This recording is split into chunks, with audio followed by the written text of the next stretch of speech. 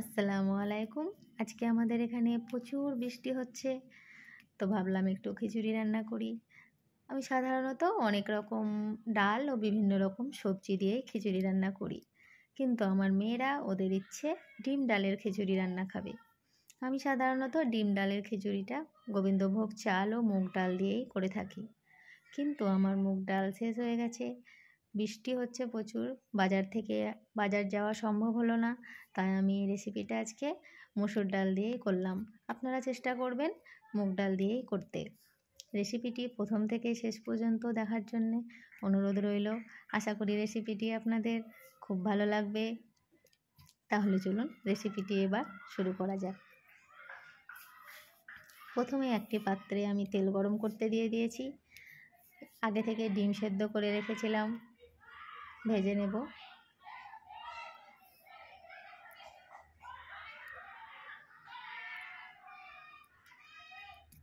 ডিমের মধ্যে একটু সামান্য পরিমাণ হলুদ ও লবণ দিয়ে দেব।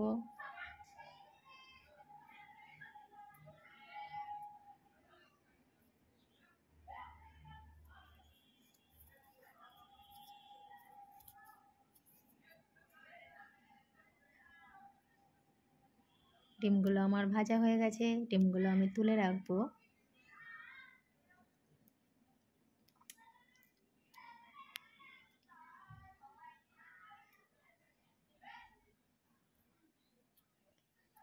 আমি পেঁয়াজ কেটে রেখেছিলাম, সেটা দিয়ে দেব।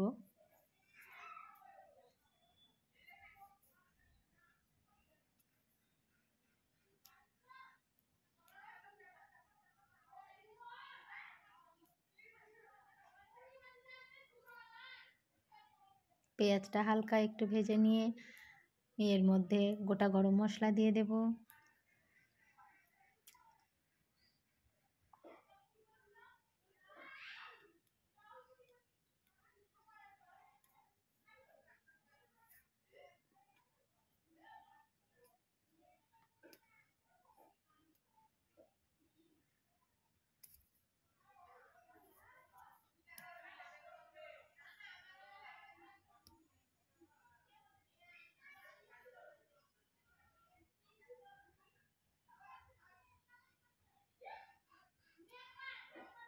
শুকনো লঙ্কা দিয়ে দেব।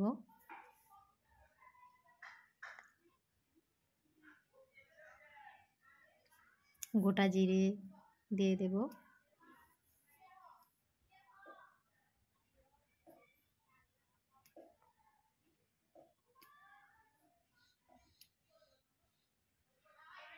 তেজপাতা দিয়ে দেব।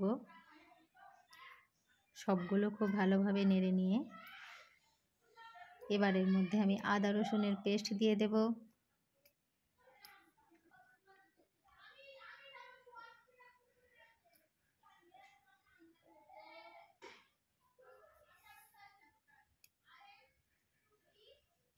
হলুদ গুঁড়ো দিয়ে দেব।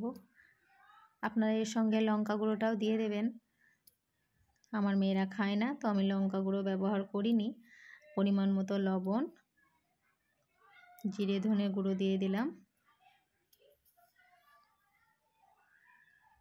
মশলাটা খুব ভালোভাবে কষিয়ে নেওয়ার জন্যে সামান্য পরিমাণ জল ব্যবহার করব।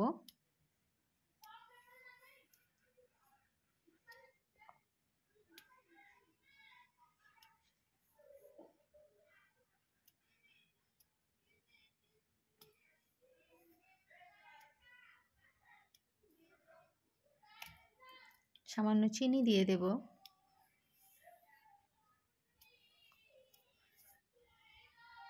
মশলাটা আমার খুব ভালোভাবে কষানো হয়ে গেছে। এবার আমি আগে থেকে চাল ও ডাল ধুয়ে রেখেছিলাম, সেটা দিয়ে দেব। খুব ভালোভাবে নেড়ে নেব। এরপর এর মধ্যে আমি পরিমাণ মতো জল দিয়ে দেব।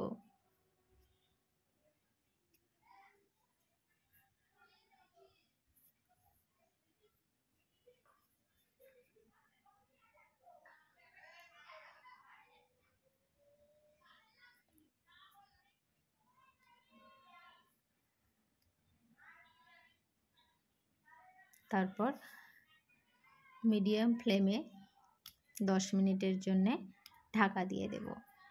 আমি কাঁচা লঙ্কা দিতে ভুলে গেছিলাম, তো আমি ঢাকনাটা খুলে কাঁচা লঙ্কা দিয়ে দিলাম। আপনারা এখানে কাঁচা লঙ্কাগুলো কেটেই ব্যবহার করবেন, আমি গোটা দিয়ে দিয়েছি। আমি আবার ঢাকনা দিয়ে দিলাম।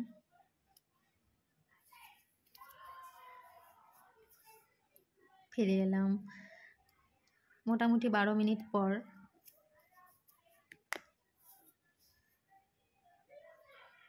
এবার আমি এর মধ্যে গরম মশলা গুঁড়ো দিয়ে দেব, ভেজে রাখা ডিমগুলোও দিয়ে দেব,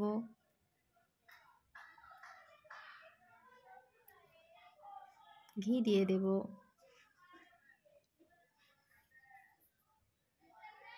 তারপর সবগুলো খুব ভালোভাবে একসঙ্গে নেড়ে নেব।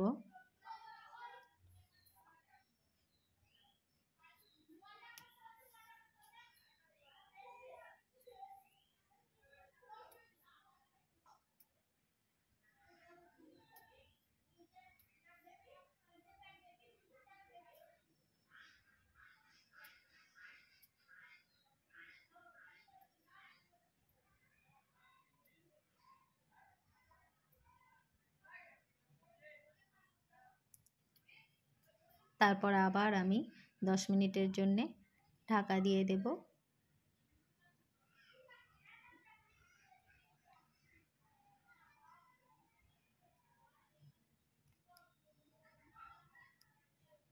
ফিরে আসছি 10 মিনিট পর।